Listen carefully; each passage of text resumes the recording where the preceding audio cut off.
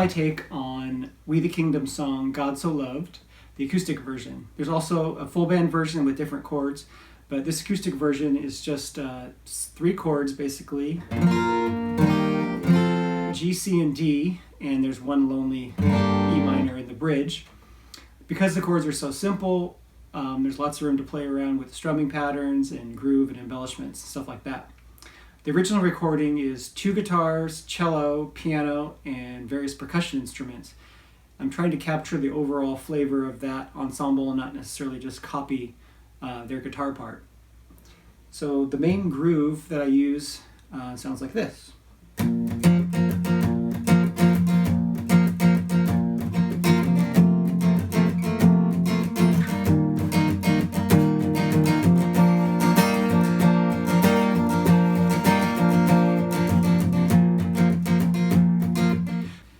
So I'm using a combination of 3 different techniques to kind of get that groove and that percussive sound. The techniques are palm muting, left hand muting, and focused strumming. So let's break that down. Palm muting is a pretty common technique, and there's lots of videos on that, so I won't go into too much detail. In short, it's using the fleshy part of your palm to deaden the strings. So instead of this sound, I get this. So which is a more percussive sound. Left hand muting is not as common of a technique, so let's talk about that a little bit more. Left hand muting means muting using your left hand. Okay, let's move on. A very simple example of left hand muting is just laying your fingers across all the strings as you strum. So you basically get almost no tone, it's just a percussive sound. Common use for that is something like this. So you're alternating, I'm using a bar chord here, a bar G, and you're alternating between squeezing your fingers, so you fret the chord, and then relaxing them, so you get that percussive sound. So, and what you can do is keep your right hand moving in a constant pattern of 8ths or 16ths, depending on the tempo, and then by squeezing and releasing at different times, create a pattern within that constant movement of the 8ths or 16ths. So a real simple one would be so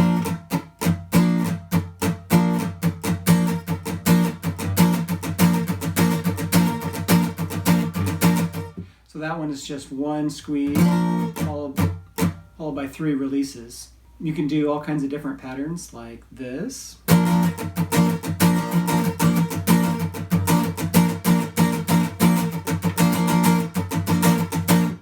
So kind of the sky's the limit there. This is a really common effect in funk guitar. You might hear something like this.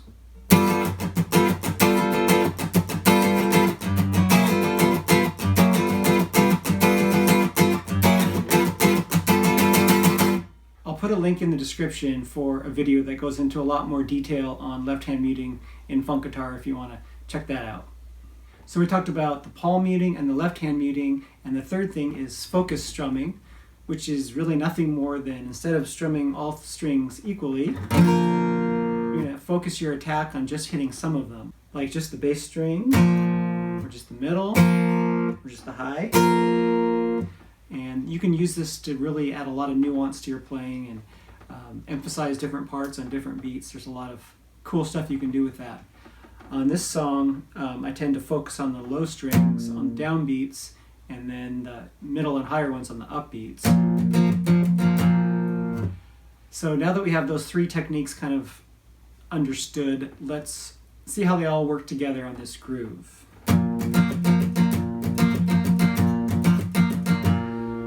If I was to do this without using any of those techniques, it would just sound like this.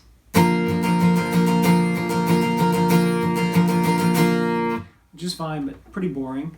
So adding the focus strumming makes it sound like this.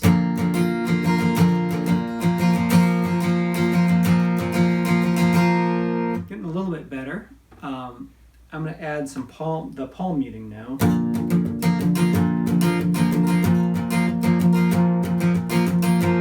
So now I'm getting a much more dry and percussive sound. And then the left-hand muting is going to be squeezing and releasing. Squeezing on the downbeat and then releasing on the upbeats. So it sounds like this.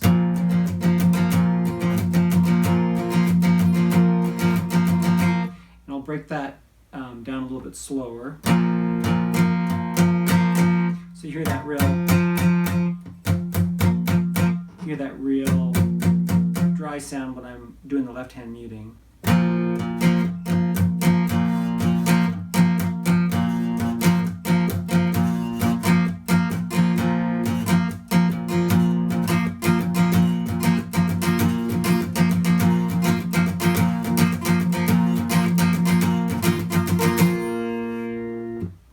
So let's do a before and after comparison with all three of those techniques. So before, without the techniques, it is. And after using all three techniques,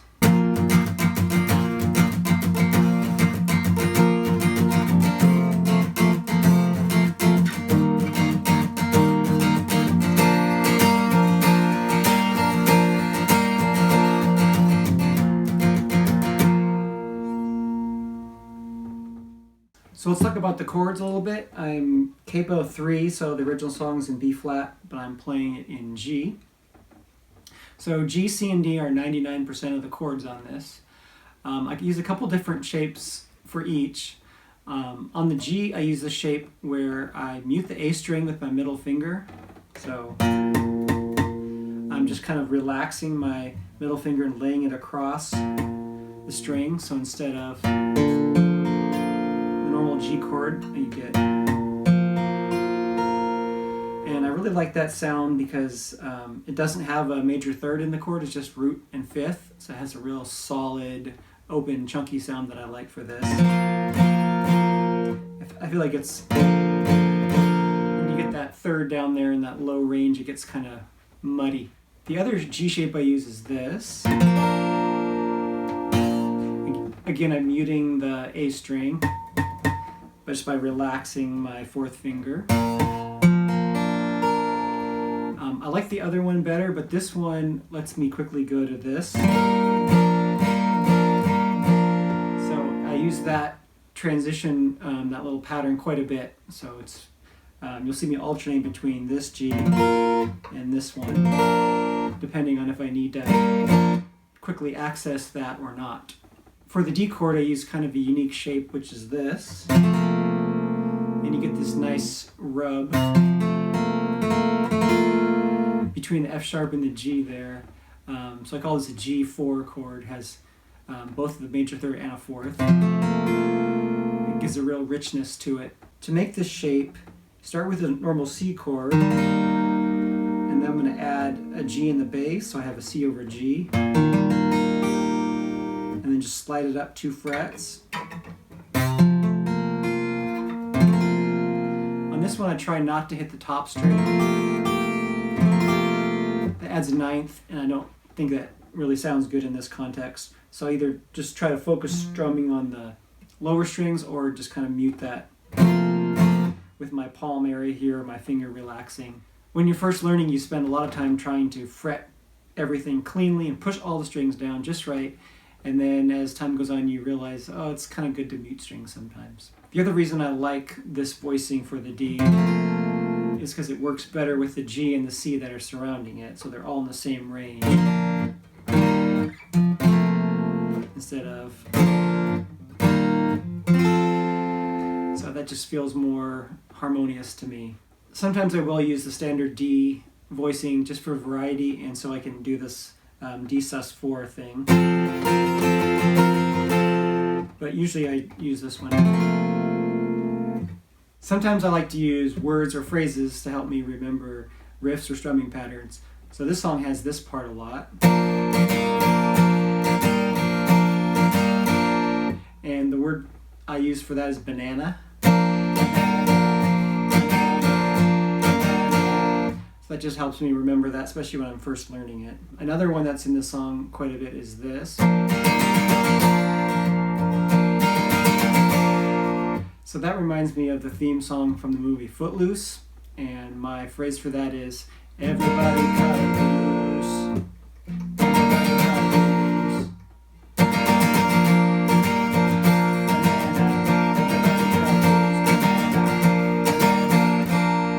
Maybe I'm just weird, but that helps me remember and lock in certain patterns. One special effect I like to use on this song is a muted slide down. You might hear a slide on bass sometimes, but it's a little bit more subtle on guitar. So what I'm doing is I'm strumming 16th notes as I'm sliding down from usually about the 12th fret. Doesn't matter exactly where. You have to kind of play around with the amount of pressure you use with your left hand. If you use a lot of pressure, you hear a lot of the actual pitch. If less pressure, you hear just the percussive sound. So I like to kind of try to find a happy medium. So I'm just kind of dragging my finger down that until I get to that G shape.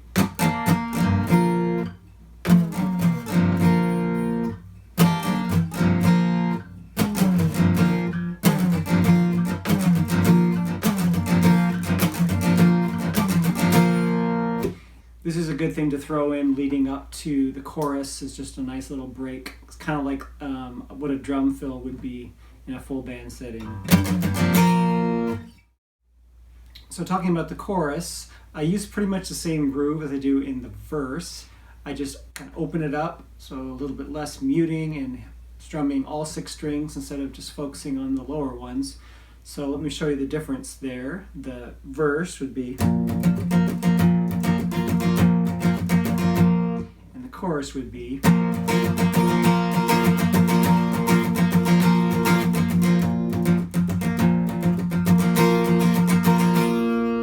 So same idea, just a little bit more energy and using all 6 strings a little bit more. There's a breakdown chorus after the bridge where in the recording it goes just to percussion. So that's a good chance to use a different strumming pattern of some sort. I played with a couple different things. The one I've settled on alternates between a full chord and a full left hand mute. So between and. So it sounds like this.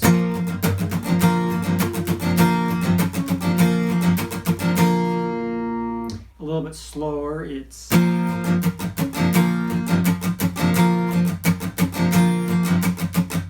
that speed.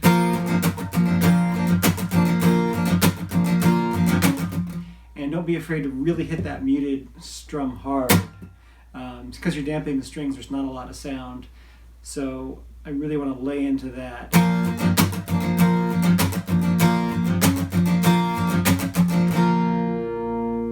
So that's basically it. I'll do a full run through of the song now.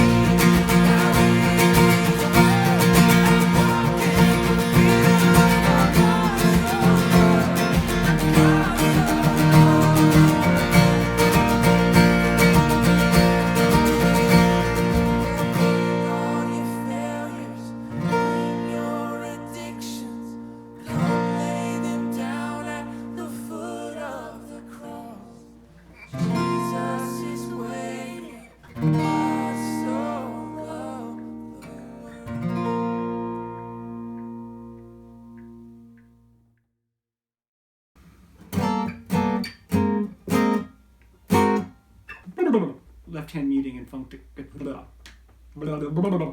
I'll put a link in the description that. I'll put a link for a video.